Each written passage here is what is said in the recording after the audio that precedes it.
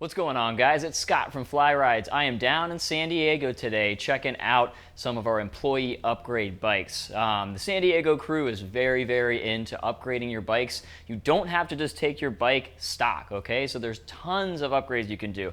Everyone's always worried about, like, is it the best derailleur? Is it the best fork? Is it the best suspension?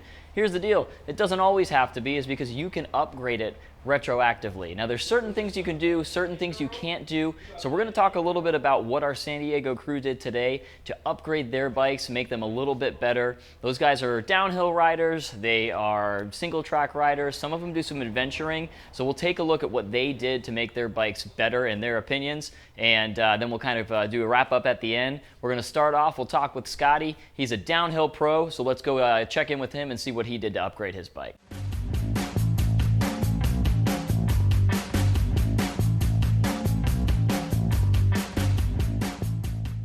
Alright guys, we got Scotty's High-Bike X-Duro Enduro 9.0 today. Got a PWX motor, of course, on here. Scotty, what made you choose this bike in particular? Ex-downhill racer, so I was kind of looking for the most amount of suspension in a pedaling package. I didn't need all the stiffness of triple cam fork and the extra, all that hoodad just for 1 more inch of travel. So I got 7 inches, 180 right here, as opposed to your 200 or 8-inch downhill bike, pretty much standard. So right here we've got the 1x system right here, which is set up really nice 11 speed. So for pedaling, works super great. Really small, compact frame for getting around on the bike, so you can really get back far onto it. Lightness up front with the single crown as opposed to the triple crown fork. What upgrades have you done at this point? For the most part, the bike is pretty much stocked. I mean, you can see the handlebars have obviously been changed up just to kind of get that cockpit a little bit closer to me and a little bit more arched back. Suspension is stock suspension, but inside of it, I have a Nardog spacer and a regular spacer right there to protect me against bottom out. And then I also have one air volume spacer in the front to kind of help out against bottoming out right there. So I can run my suspension air pressure a little bit lower than what it should be, since I'm protecting it with that higher up bottom out protection that the volume spacers do. And what's the benefit of running it lower, just essentially? I can get some more front end plushness, kind of microfies that small bump sensitivity. Overall creates a little bit more plushness and then ramps up to mean stiffer as I go through my suspension. Kind of also helps out the poppiness when going into a jump on the front lip side of things. Dope. All right, cool.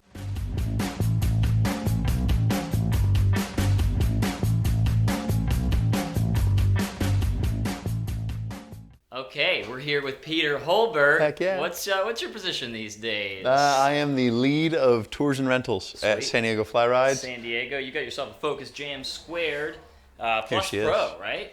Plus Pro LTD. Okay. Oh, the LTD. That's the LTD. Okay. So originally this was a 29er, actually, when I first purchased it. Yeah.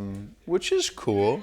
But I prefer 27.5. For sure. So that was actually one of the first things I did to this bike, was switch out the wheels. So that's why it threw you off, actually. Okay, cool. It's not a 29er any So longer. the 29er LTD, so that's one upgrade right there, that a lot of bikes can actually do that. Yeah. So that's one right there, but you've done a ton to this bike. You want to walk Done a us lot. through it a little bit? Yeah, I've done a lot. Honestly, the first things I did were to improve the points of contact, and that's kind of pretty common, I think, when people get a bike, especially when they spend some good money on a bike. You want it to be comfortable, and so the first things I changed were pedals and grips and the saddle. Those 3 main points of contact to make sure that I was locked in and comfortable and loving it.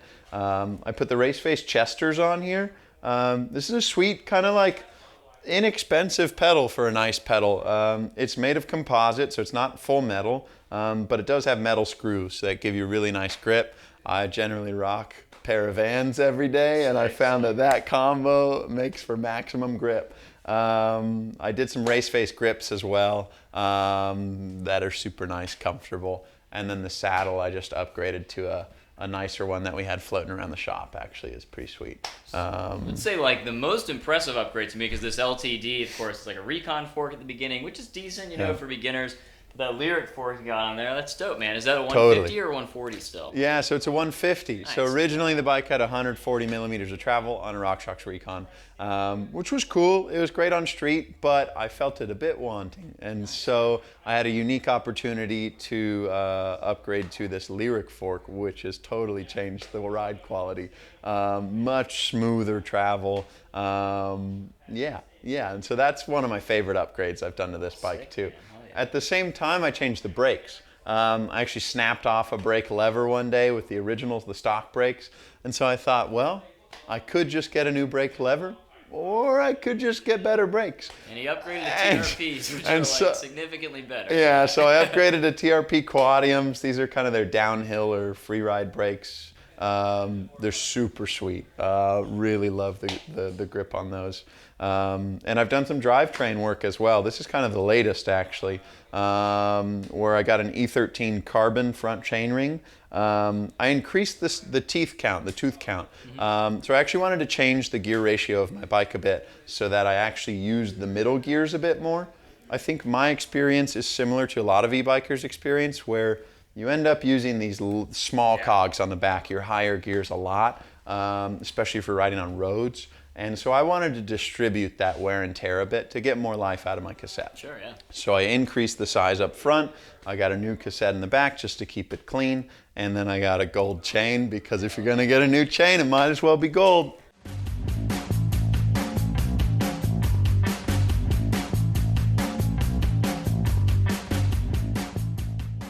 So these are just a couple of the upgrades that you can do on any given bike. You can take a bike that's like into the stock bikes. They're not necessarily giving you the top end stuff. So it's going to take those bikes from kind of like, yeah, they're nice, to some really, really solid rides that you can do some serious stuff on.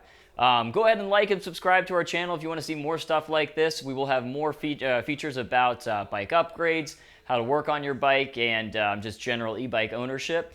Leave a comment below. Let us know what upgrades you've done with your bike, or if you have questions about what you could do to your bike, go ahead and leave those below too, and we will answer them as we see them. Thanks for watching, guys, and tune back in. We'll have another video next week.